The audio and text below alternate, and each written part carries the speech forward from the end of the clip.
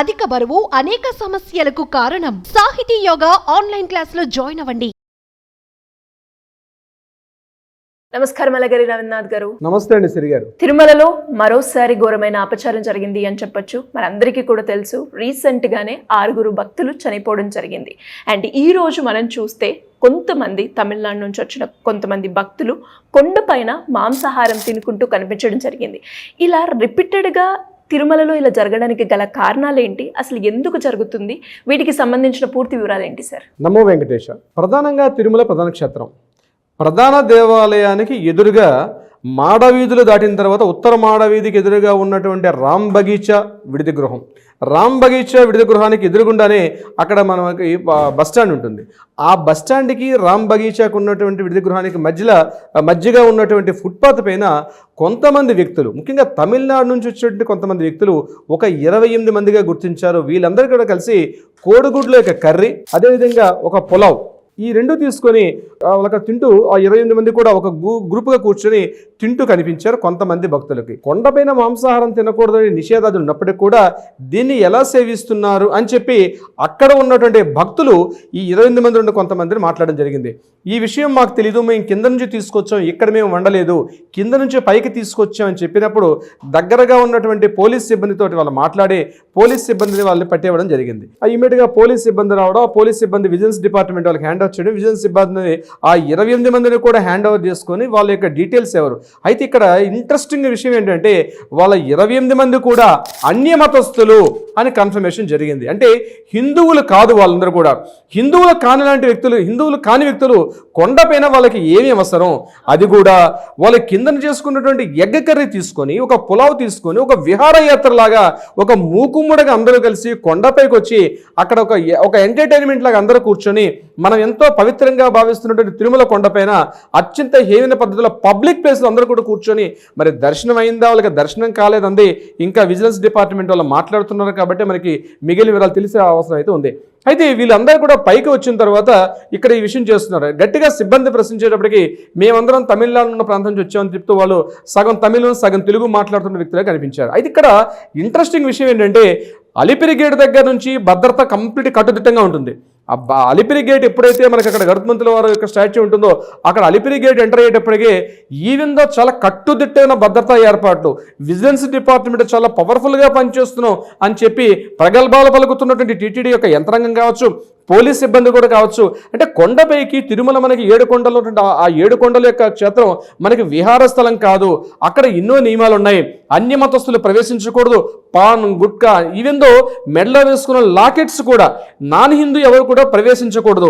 ఒకవేళ నాన్ హిందూ ప్రవేశిస్తే అక్కడ ఉన్నటువంటి డిక్లరేషన్ ఫామ్ ఇవన్నీ చాలా ప్రొసీడింగ్స్ ఉంటాయి. అటువంటిది ఎంత అంటే ఇక్కడ ఒక భద్రతా వైఫల్యం యొక్క డొల్లతనం బయటపడింది. అంటే ఎంత కట్టుదిట్టిన భద్రతా ఏర్పాట్లు, మనం పైకి వెళ్ళేటప్పుడు ఒక ఫ్యామిలీ వెళ్ళేటప్పుడు సుమారుగా అరగంట సేపు అక్కడ నిలిపి ఉంచి వాహనాలను తనిఖీ చేసుకుంటూ వెళ్తారు.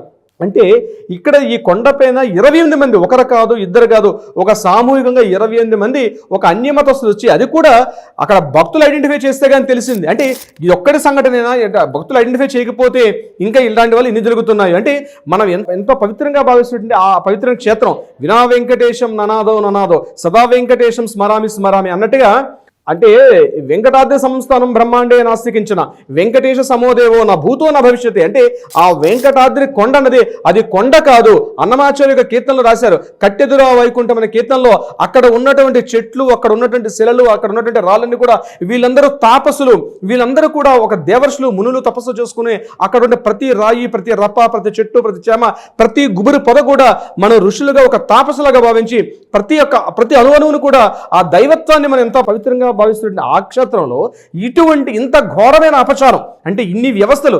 రీసెంట్గా ఒక సంక్రాంతికి ముందు వైకుంఠ ఏకాదశికి కార్యక్రమాన్ని పురస్కరించుకొని ఒక కిందన, అంటే తిరుపతి క్షేత్రంలో, ఇది తిరుమల క్షేత్రం జరిగింది, తిరుపతిలో దిగువ తిరుపతిలో ఇంత ఒక 6 సిబ్బంది చనిపోయి ఇప్పటికి కూడా అది ఇంకా మరవలేదు. మరవడానికి విషయం కాదు, ఇప్పటికి కూడా ఆ భద్రతా డొల్లతనం, ఆ భద్రతా వైఫల్యాలు ఇంకా మనం కనుమరుగకుంటే ఇదే సందర్భాల్లో ఇంతటి ఘోరమైన అపచారం కొండపైన కనుగొని చేస్తుంటే టీటీడీ పాలనా యంత్రాంగాలు ఏం చేస్తున్నాయి? అధికార యంత్రాంగాలు ఏం చేస్తున్నారు? జేఈఓలు, ఈఓసి వీళ్ళందరూ కూడా ఇక్కడ ఏమి చేస్తున్నారు? ఇదంతా కూడా విజిలెన్స్ డిపార్ట్మెంట్ ఏదైతే ఉందో, విజిలెన్స్ డిపార్ట్మెంట్ కింద కట్టుదిట్టమైన భద్రతా చర్యలు కంటిన్యూగా 24/7 కూడా ఎంతో కట్టుదిట్టమైన భద్రతా ఏర్పాట్లు ఉన్నప్పటికీ కూడా వీళ్ళు ఎలా ప్రవేశించగలిగారు కొండపైకి అంటే ఈరోజు అన్యమతస్తులు వీళ్ళు ధైర్యంగా ఇది మా కొండ అని చెప్తూ రకరకాల అన్యమతస్తులు అక్కడికి వచ్చి వాళ్ళు మాట్లాడుకున్నా కూడా మనం చాలా సందర్భాల్లో చూడడం కూడా జరిగింది. ఇటువంటి సంఘటన జరగడం అత్యంత దురదృష్టకరం. ప్రతి హిందువు యొక్క మనోభావాలు తీవ్రంగా గాయపడ్డాయి. దీని మీద ప్రతి ఒక్కరు స్పందించాల్సిన ఆవశ్యకత అయితే ఉంది. అంటే ఈరోజు మీడియాలో వస్తేనే మనం గమనిస్తున్నాం. అట్లాంటిది కాకుండా ఈఓస్ కావచ్చు, జేఈఓస్ అదేవిధంగా అడిషనల్ ఈఓస్ వీళ్ళందరూ కూడా ఇమీడియట్గా బయటకు వచ్చి ప్రతిస్పందించి హిందువుల ప్రతి చోట ప్రతి క్షణం కూడా స్వామివారికి అపరాధం జరుగుతూ ఉంది. స్వామివారికి నిత్య కైంకర్యాలు కావచ్చు, ధూపదీప నైవేద్యాలు కావచ్చు, ఆరోగ్యంపు సేవలు కావచ్చు, ఆర్జిత సేవల్లో కావచ్చు, ప్రతి సేవల్లో కూడా స్వామివారికి ప్రతి సందర్భంలో ప్రతి కైంకర్యంలో కూడా స్వామివారికి అక్కడ చాలా అపచారాలు జరుగుతుందని చెప్పి మన జీయర్లో పెద్దలు ఎంతో మంది ఘోషిస్తున్నప్పుడు కూడా ఇప్పటికీ మేల్కొనకుండా కేవలం ఇక్కడ ఇన్కమ్ ఒక్కటి ఆదాయం వైకుంఠ ఏకాదశి ఇన్ని కోట్ల కలెక్షన్ రావాలి. ఈరోజు వైకుంఠ ఏకాదశి అయిపోయిన తర్వాత నెక్స్ట్ వచ్చే ఫెస్టివల్ ఉంది. ఈ కార్యక్రమంలో ఇన్ని కోట్ల రూపాయల కలెక్షన్ రావాలి. ఇక్కడ ఏం చేయాలి? ఆ ఒక కలెక్షన్ మీద ఒక బిజినెస్ సెంటర్ లాగా ఆలోచిస్తున్నారు తప్పించి ఇక్కడ నిజంగా భక్తులకు కావాల్సినటువంటి భద్రతా వైఫల్యాల్లో కొట్టొచ్చినట్టు కనిపిస్తున్నప్పుడు కూడా భక్తులకు కావాల్సిన కనీస సౌకర్యాలు కల్పిస్తున్నామా లేదా, తాగునీటి వసతి కల్పిస్తున్నామా లేదా, రోజు రోజుకి పెరుగుతున్న రద్దీని పురస్కరించుకొని అదనపు గదులు నిర్మించడం ఉందా లేదా, ఏ రకంగా చేస్తే బాగుంటుంది, ఈ యొక్క పబ్లిక్ ఏ రకంగా కంట్రోల్ చేస్తే బాగుంటుంది. ప్రతి ఒక్క సామాన్యుడు కూడా చెంగును ముడి వేసుకుంటాడు, మొక్కు కట్టుకుంటాడు. స్వామి నీ దగ్గరకు వస్తే నా కోరిక తీరితే నేను 7 కొండలు నడిచి వచ్చి నీ కొండని నేను చూస్తాను స్వామి అని చెప్పి కొంగున ముడి వేసుకుని ప్రతి రూపాయలను కూడా ఎంతో పవిత్రంగా చూసుకొని హుండీలో స్వామివారికి వేసినట్టు అనేక లక్షలాది కోట్లాది భక్తుల యొక్క మనోభావాల్లో ఈ రోజు టీటీడీ పాలనా యంత్రాంగం ఎంత డొల్లతనం కనిపించడం ఉంది. ఎవరు కూడా హర్షించడం ప్రసక్తి లేరు. ఈరోజు సామాన్య భక్తుడు ఈరోజు తిరుమల కొండకి చేస్తున్నటువంటి రోజు రోజుకి భక్తులు పెరుగుతున్న దృష్ట్యా భక్తుల్ని కొండకు రప్పించే ఆరాధన కావచ్చు, హిందూ ధర్మ ప్రచార పరిషత్ కావచ్చు, ఈరోజు చేసే కార్యక్రమాలు పక్కన పెట్టి 28 మంది అండి, ఒకరు ఇద్దరు కాదు 28 మంది మూకుమ్మడిగా కొండపైకి వచ్చి అది కూడా ఎగగరి తింటూ అక్కడ భక్తుల్ని అపచారం చేస్తూ హేళన చేస్తూ మన కళ్ళల్లోనే మనం వేలు పెట్టి పుడిచే స్థాయికి ఈరోజు పెరగడం అనేది ఎవ్వరు కూడా హర్షించే దారుణాతి దారుణం ఈ సంఘటన. ఇట్లాంటి పునరావృతం కాకుండా ఉండాలి. ఇంకా ఎన్ని జరుగుతున్నాయో తెలియట్లేదు. ఇప్పటికైనా నేను ఒకటే చెప్తానండి సరి గారు, ఏదైతే ఈ యొక్క కబంధ హస్తాల్లో ఉన్నటువంటి ప్రభుత్వ కబంధ హస్తాల్లో ప్రభుత్వం యొక్క అజమాయిషీలో ఉన్నటువంటి ఈ దేవాలయాలను పూర్తిగా వీటిని ఆ కబంధ హస్తం నుంచి బయటకు వెలికితీసి మన ఇళ్లని మనమే బాగు చేసుకోగలుగుతాం, మన దేవాలయాల్ని మనమే బాగు చేసుకోగలుగుతాం.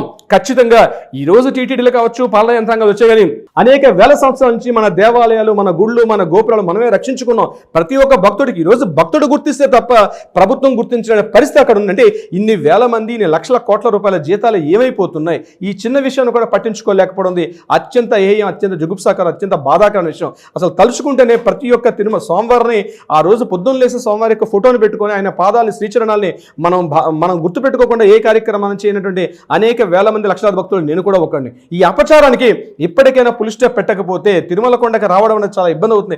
కలెక్షన్స్ అనే పక్కన పెట్టండి.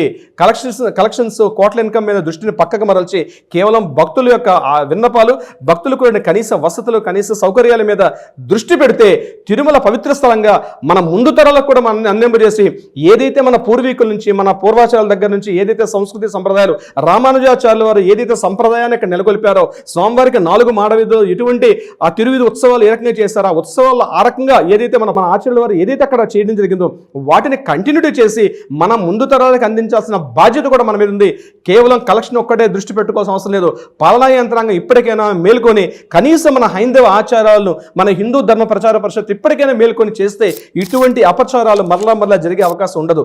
సిరిగారు ఎగ్జాక్ట్లీ సార్, మీరు చెప్పింది వాస్తవం. అండ్ మనం కూడా చూస్తూ ఉన్నాము రీసెంట్గా జరిగిన ఇష్యూ కావచ్చు, అండ్ మరలా ఇది రిపీట్ అయింది అంటే అక్కడ ఖచ్చితంగా విజిలెన్స్ యొక్క నిర్లక్ష్యం మనం చూస్తూ ఉన్నాం. ఇలాంటి ప్రధానంగా మరొక విషయం సిరిగారు, ఇటువంటి సంఘటన జరిగేటప్పుడు పలానా యంత్రాంగాలు ఏం చేస్తాయంటే ఇది మీరు చేశారో, పలానా వ్యక్తి చేశాడని చెప్పి ఎప్పుడైతే వార్తల్లో ఇది ప్రధాన శీర్షికలు ఎప్పుడైతే ఈ వార్త వస్తుందో ఇమీడియట్గా ఎవరో ఒకరిని బలిపశువుని చేసి సస్పెండ్ చేయడం, ఎక్స్ట్రా చేస్తారు. ఇది కాదు జరగాల్సింది. ఇక్కడ ఎవరో ఒకరు బలిపశువుని కాదు, ప్రతి ఒక్కరు మేము ఉన్నాం, మాది బాధ్యత అని ఎప్పుడైతే బాధ్యతను తీసుకునే రోజు వస్తుందో అప్పుడే మన తిరుమల క్షేత్రానికి పవిత్రంగా ప్రతి ఒక్కరు కొండపైకి వెళ్ళి ఆ 7 కొండల వాడిని దర్శించుకొని మన యొక్క మొక్కులు 7 కొండల వాడు, మన యొక్క పాపాలను తొలగించే వ్యక్తి వ్యక్తి, మన యొక్క కష్టం దూరం చేసే వ్యక్తిగా ప్రతి ఒక్కరిని కూడా ప్రార్థించుకొని ఈ క్షేత్రాన్ని మన ముందు తరాలకి భావితరాలకు కూడా అందించే బాధ్యత కూడా మన మీద ఉంటుంది.